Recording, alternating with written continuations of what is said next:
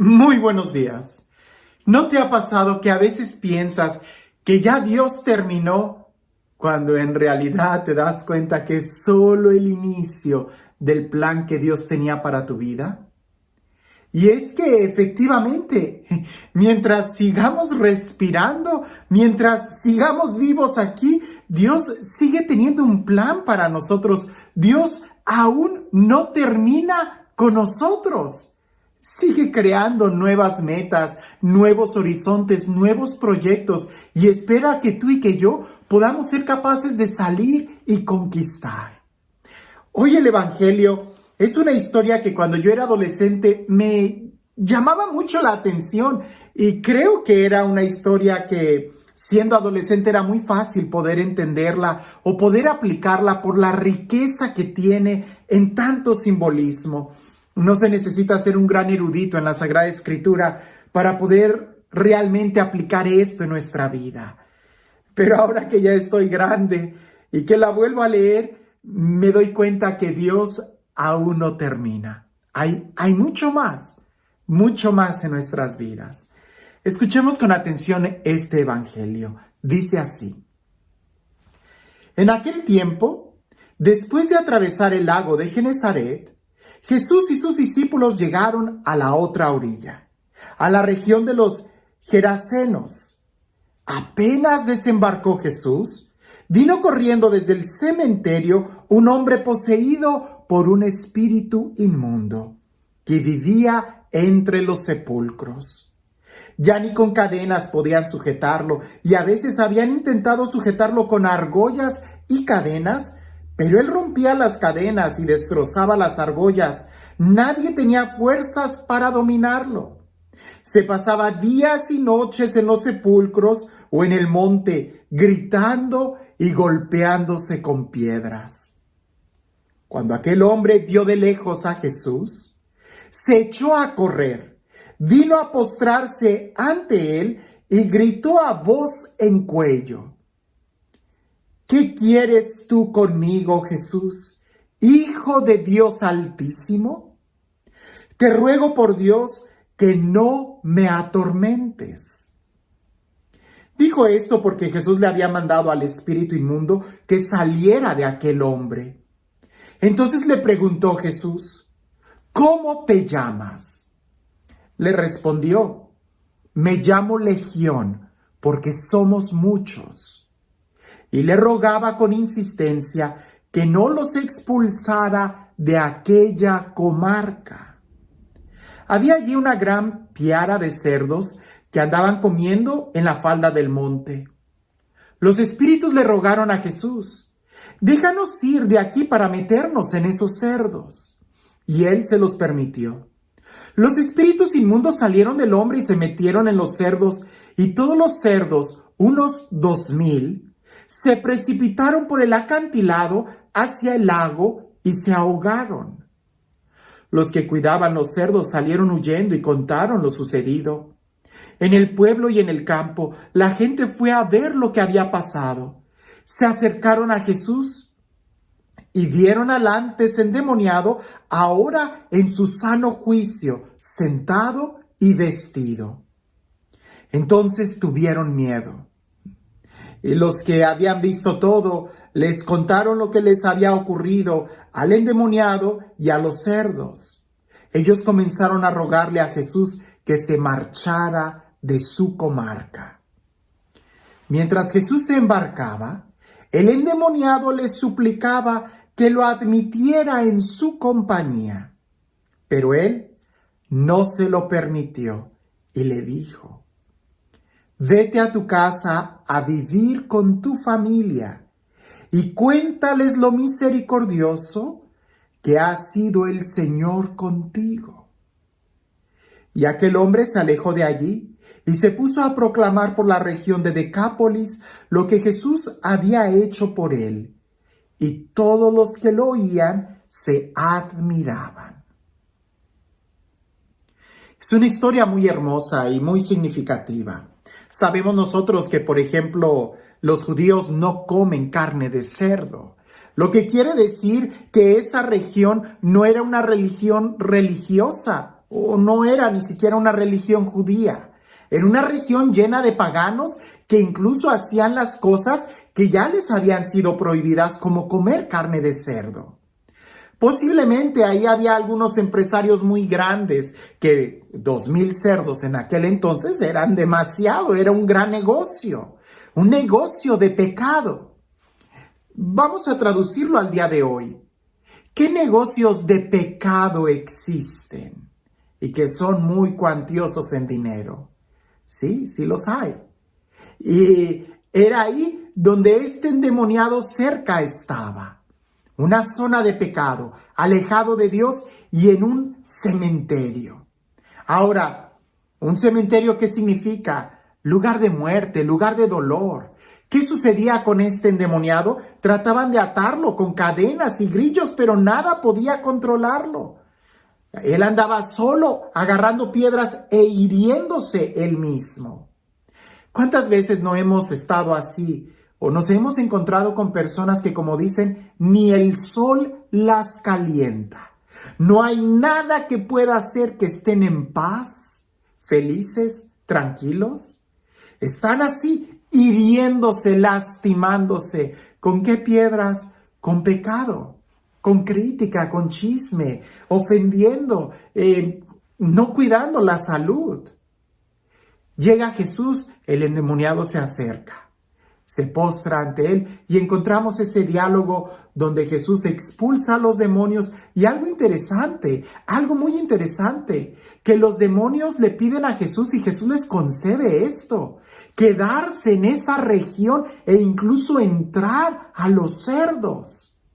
Nosotros podemos imaginar eso, que hay demonios que están en el territorio de pecado, en el territorio donde no se alaba a Dios, en el territorio de las sombras, en el territorio donde se cultiva el pecado. Y ahí entran los demonios.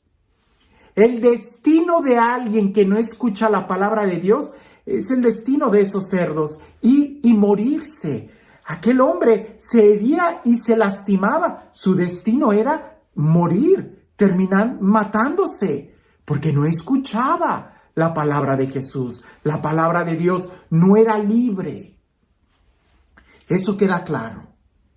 Hay un milagro muy grande. Jesús sana a ese endemoniado. Jesús libera a ese poseído y está ahí sentado, vestido y en su sano juicio.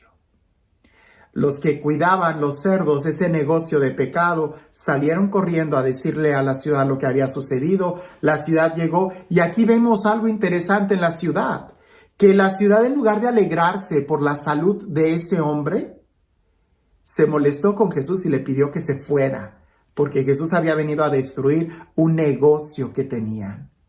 El día de hoy hay muchos negocios de muerte que, en lugar de alegrarnos porque alguien ha podido encontrar la libertad, la gente o la ciudad se molesta mucho, se enojan cuando les toca su negocio, aunque sean negocios que llevan a la perdición. Ahí queda claro. Pero lo interesante es lo que continúa. Jesús se va a ir, porque Jesús no obliga a nadie. Jesús simplemente llega, si lo aceptas, Él entra. Como dice el libro del Apocalipsis, está tocando la puerta de nuestro corazón. Si nosotros le escuchamos y le abrimos la puerta, Él va a entrar, pero nunca nos obliga. Le dicen que se vaya, Jesús se va. Pero el endemoniado le ruega a Jesús que le permita seguirlo. Y Jesús le dice que no. Le dice, ve a tu familia y cuéntales qué tan misericordioso ha sido Dios contigo.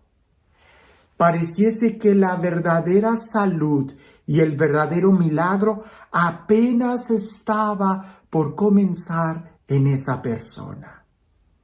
No es tanto que la persona se haya liberado de sus demonios, no es tanto que la persona haya sido sanada de sus heridas, no es tanto que la persona haya recobrado una dignidad y esté vestida en su sano juicio, sino que todavía lo mejor estaba por suceder. Ve a tu casa con tu familia, da testimonio. No se puede seguir a Jesús ignorando la familia. Tenemos que ir y estar con la familia. Ese es el milagro, porque a veces nos quejamos mucho de la sociedad, de las estructuras altas, nos quejamos mucho del gobierno, nos quejamos mucho de esas empresas que hacen su dinero explotando, oprimiendo o pecando, causando la perdición de las personas. Pero la base de toda sociedad está precisamente en el núcleo familiar. Por eso Jesús, en cierta manera, pudiéramos pensar en dos dimensiones. Una, que esa persona todavía necesitaba sanar más, tenía que ir a su familia. Y dos, ese pueblo tiene que cambiar, pero tiene que cambiar desde el núcleo familiar. Tratar de iniciar una revolución para derrocar a los empresarios que tenían esos criadero de cerdos, iba a ser muy doloroso, difícil, iba a ser obligar a esos empresarios. Pero si ya no hubiera nadie que comiera carne de cerdo, si ya no hubiera nadie que pecara, otra cosa sería. Y la invitación que se hace es primero a nivel familiar, con tu prójimo, a quien tienes cerca. Cualquiera diría que Jesús aceptaría que se le siguiera, sí. Pero cuando hemos cumplido bien nuestro trabajo y compromiso con la familia, cuando hemos sido sanados completamente desde las raíces de nuestro corazón, lo mejor todavía estaba por continuar en ese hombre que estaba ahí entre los sepulcros. Ya no va a vivir más entre los sepulcros, ahora va a ir a restaurar a su familia. Y es que efectivamente, cuando uno recibe a Jesús, la recibe Él y la familia entera. Y este Dios, el Dios del amor, el Dios de la vida, el Dios de la paz, el Dios que nos libera, que nos sana y que restaura incluso nuestra familia, que sea Él quien el día de hoy te bendiga en el nombre del Padre, del Hijo y del Espíritu Santo. Cuentan por ahí que había un hombre que tenía un pequeño hotel, una posadera, a lo largo de un camino muy largo. Y aunque él se esforzaba por ser muy atento con la gente y les ofrecía precios muy buenos y el lugar era muy limpio y la gente de ahí era muy amable, no tenía ningún huésped. Al contrario, parecía que cada vez iba empeorando y empeorando la situación. Hasta que decidió ir con el sacerdote y platicarle del problema que tenía. Y el sacerdote del pueblo le dice, pues desde ahora, ese hotelito que tú tienes ya no se va a llamar más la primera estrella. Ahora se va a llamar 5 campanas. Y además vas a poner afuera 6 campanas colgando. Aquel hombre le dijo, Padre, no creo que eso funcione. El nombre, la primera estrella, es mejor que 5 campanas. ¿Y por qué voy a tener afuera 6 campanas con un nombre que dice 5 campanas? Y el sacerdote le dice, haz lo que te digo y después vienes y me dices cómo te va.